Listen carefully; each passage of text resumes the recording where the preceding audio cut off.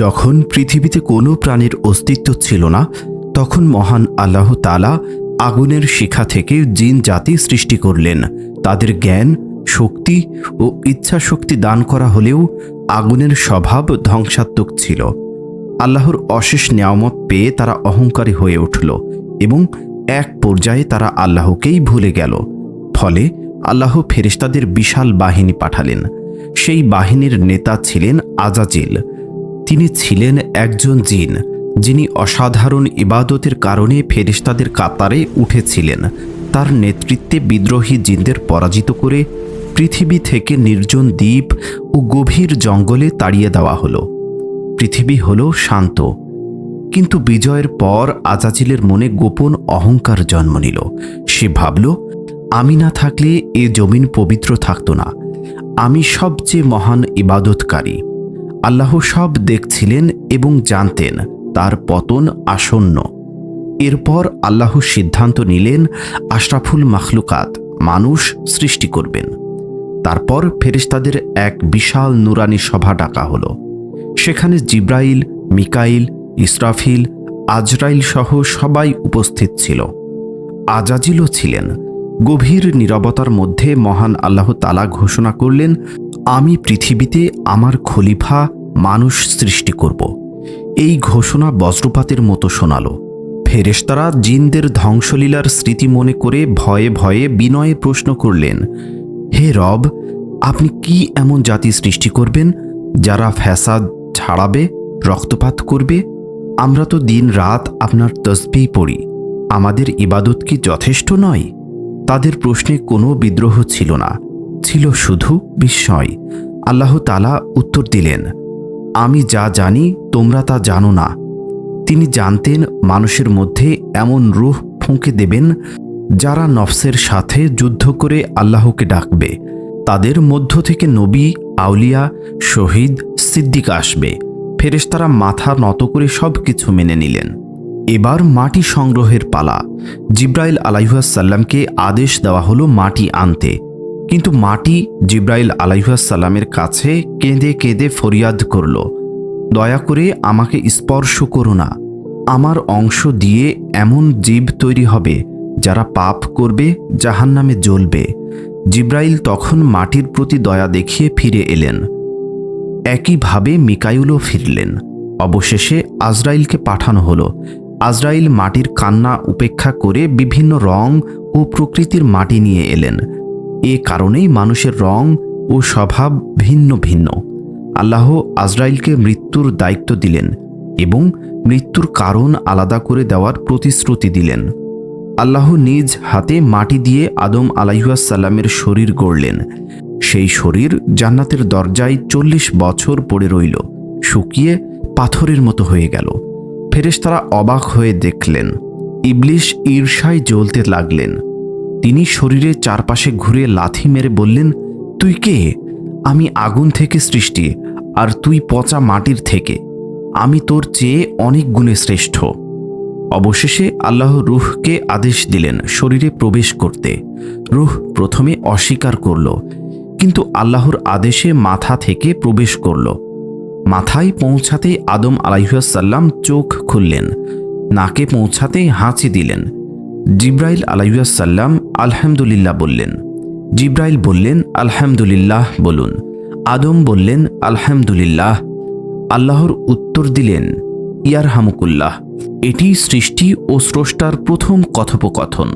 রূহ পেটে পৌঁছলে ক্ষুধা লাগল, পায়ে পৌঁছলে তিনি উঠে দাঁড়ালেন। আল্লাহ তাকে সব কিছুর নাম শেখালেন। ফেরেশতারা মুগ্ধ হলেন। তার পরীক্ষার মুহূর্ত উপস্থিত হল। আল্লাহ তাআলা ফেরেশতা ও আজাজিলকে আদেশ দিলেন, আমি রূহ ফুঁকে দিলে আদমকে সেজদা করবে। সবাই সেজদা করলেন, কিন্তু ইবলিশ দাঁড়িয়েই রইল। আল্লাহ ইবলিশকে জিজ্ঞাসা করলেন, তুমি কেন সেজদা করলে না? ইবলিশ বলল, আনা খয়রুম মিনহু, অর্থাৎ আমি তার চেয়েও শ্রেষ্ঠ। আপনি আমাকে আগুন দিয়ে বানিয়েছেন আর আদমকে মাটি দিয়ে বানিয়েছেন। আমি কেন তাকে সেজদা করব?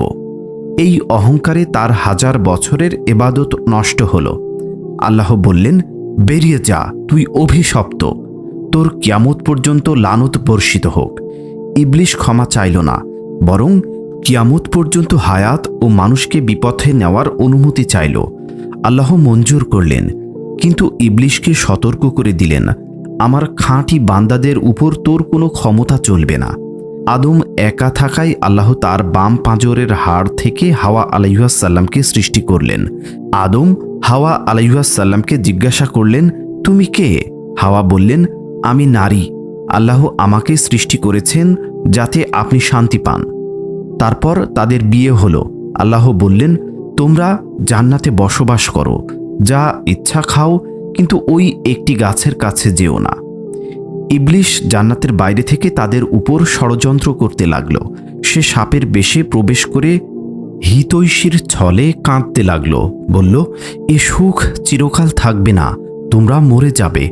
তারপর গাছটির দিকে ইশারা করে বলল, এটি শাজরাতুল খুলদ, চিরস্থায়িত্বের গাছ। এর ফল খেলে ফেরেশতা হয়ে চিরকাল জান্নাতে থাকবে। আল্লাহ চান না তোমরা চিরস্থায়ী হও। আল্লাহর নামে মিথ্যা কসম খেয়ে তাদের বিশ্বাস অর্জন করল। হাওয়া প্রথমে ফল খেলেন, তারপর আদমকে দিলেন। ফল গলায় নামতেই তাদের নুরানি পোশাক খসে পড়ল, তারা উলঙ্গ হয়ে গেল। তারপর লজ্জায় ডুমুর পাতা দিয়ে তাদের লজ্জাস্থান ঢাকার চেষ্টা করলেন। তখনই আসমান থেকে এক কঠিন আওয়াজ ভেসে এলো, যেটা জান্নাতের প্রতিটি কোনায় কোনায় প্রতিধ্বনিত হলো, হে আদম, আমি তোমাদের ওই গাছ থেকে ফল খেতে নিষেধ করেছিলাম। আমি তোমাদের বলেছিলাম যে শয়তান তোমাদের প্রকাশ্য শত্রু, তবে তোমরা কেন শয়তানের ধোঁকায় পড়লে? আল্লাহর এই আওয়াজে আদমের আত্মা কেঁপে উঠল। সে লজ্জায়, ভয়ে এবং অনুশোচনায় এতটাই কুঁকড়ে গেল যে মনে হলো সে মাটির সাথে মিশে যাবে। তারপর তিনি একটি গাছের আড়ালে লুকাতে চাইলেন।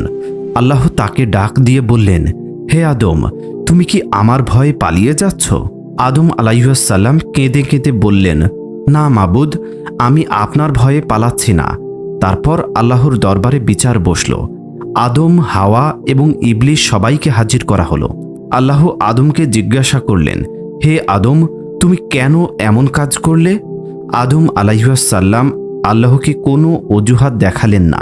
তিনি নিজের ভুল স্বীকার করে নিলেন। তিনি মনে মনে অনুতপ্ত হলেন। আল্লাহ তাআলা ঘোষণা করলেন, তোমরা সবাই মিলে এখান থেকে নেমে যাও।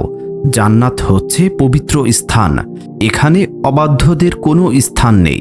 পৃথিবীতে গিয়ে তোমরা একে অপরের শত্রু হয়ে বসবাস করবে। সেখানেই তোমাদের জীবনযাপন করতে হবে, সেখানেই মৃত্যুবরণ করবে এবং সেখান থেকেই তোমাদের পুনরুত্থিত করা হবে। ফেরেশতাগণ আল্লাহর নির্দেশ পালন করতে এলেন। আদম আলাইহিসসালামের মাথা থেকে মুকুট খুলে নেওয়া হলো। জান্নাতের সব নেয়ামত তাঁদের কাছ থেকে কেড়ে নেওয়া হলো। আদম আলাইহিসসালাম শেষবারের মতো জান্নাতের দিকে তাকালেন। যে জান্নাতে তিনি রাজার মতো বাস করতেন, আজ সেখান থেকে তিনি অপরাধীর মতো বেরিয়ে যাচ্ছেন। ফেরেশতারা তাদের পৃথিবীর দিকে নামিয়ে দিলেন। আকাশ থেকে তাঁরা উল্কার মতো নিচের দিকে পড়তে লাগলেন। তাঁদের গন্তব্য ছিল এক অচেনা, কঠিন ও রুক্ষ পৃথিবী।